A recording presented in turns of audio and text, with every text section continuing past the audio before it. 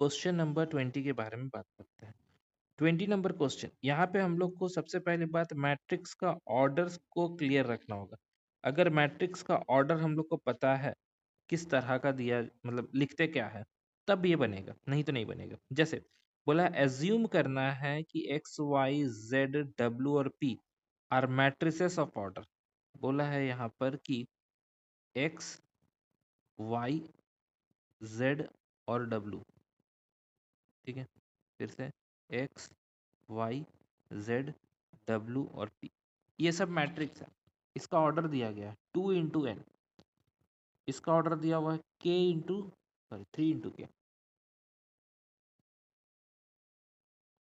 3 × k, इसका order दिया हुआ है 2 × p, इसका ऑर्डर दिया हुआ है n × 3 और इसका ऑर्डर दिया हुआ है p × k।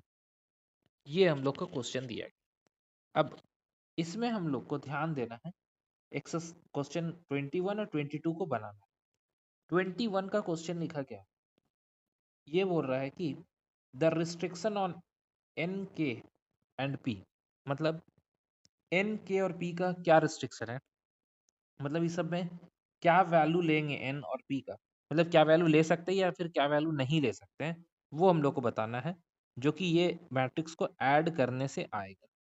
तो पहली बात तो यहाँ पे क्या लिखा है पहले वो समझते हैं।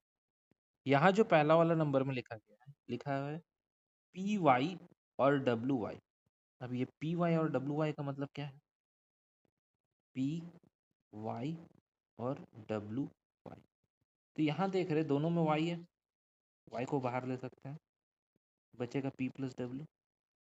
अब हम लोग जानते हैं कि अगर ऐड करना है तो दोनों मैट्रिक्स का ऑर्डर सेम होना चाहिए तभी पॉसिबल हो, ठीक है। वाई से मल्टीप्लाई करेंगे बाद में, पहले पी और डब्ल्यू के बारे में सोचते हैं। पी कहाँ पर है, ये रहा पी और ये रहा डब्ल्यू। अब इन दोनों का ऑर्डर सेम होना चाहिए तभी पॉसिबल है ना। अब सेम होने का मतलब क्या होगा, सेम होने का मतलब है एन का वैल्यू पी के साथ इक्वल और के का वैल्यू 3, ये होना चाहिए तभी ये वाला क्वेश्चन बनेगा आगे। अब देखो ऑप्शन, ऑप्शन बोला क्या, के का वैल्यू 3 ए नंबर में, के का वैल्यू 3 और एन इक्वल टू पी होगा तभी ये मैट्रिक्स हो सकता है। बाकी में तो कुछ बोल ही नहीं रहा, पी इक्वल टू 2 अपने मन से, के इक्वल टू 3 लिख दिया, ये आर्बिट्री बोल रहा है, के 2 और पी 3 अपने मन से लिख दिया है। मगर कंडीशन क्या लिखा है यहाँ पे, कंडीशन ये है कि के का वैल्यू 3 ठीक है और पी का वैल्यू जो वो एन के साथ इक्वल होना चाहिए, जितना भी वैल्यू रहे 5 6 3 2 1 कुछ भी रहे मगर वो इक्वल होना चाहिए तभी पॉसिबल होगा ये फर्स्ट नंबर में था। सेकंड नंबर में सेम कंसेप्ट क्या बोला है, माइनस करेंगे। अब x minus Z, x minus Z, x कौन है, ये रहा x और z कौन है, z है ये। अब इन दोनों में क्या मिल रहा है हम लोग को, इन दोनों में माइनस करना है, इसका मतलब है पहला वाला 2 तो ठीक है, n और p अगर इक्वल रहेगा तभी ये हो सकता है पॉसिबल, ठीक है।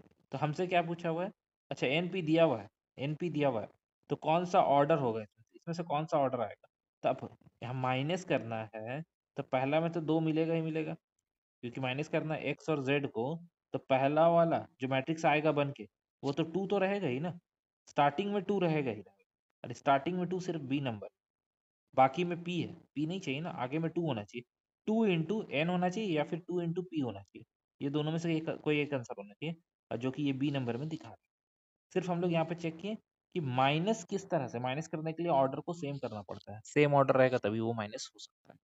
तो यहाँ पे हम लोग को पहले से दे दिया था एन और पी इक्वल है, तो हम समझ गए एन और पी तो नहीं आने वाला वहाँ पे, यहाँ पे कुछ भी हो सकता है, ये भी आंसर हो सकता है और ये भी आंसर हो सकता है, दोनों में से जो मन होगा। अगर ऑप्शन में दोनों रहेगा तब थोड़ा दिक्कत है, क्योंकि एक ही आंसर होगा ना, दोनों में से कोई एक होगा, और करके अगर ये लिखा हुआ रहेगा तो ठीक है, कोई दिक्कत नहीं है। और यहाँ तो ऑप्शन में दिया ही नहीं है, सिर्फ एक ही ऑप्शन दिया हुआ बी नंबर में, तो बी नंबर आंसर होगा।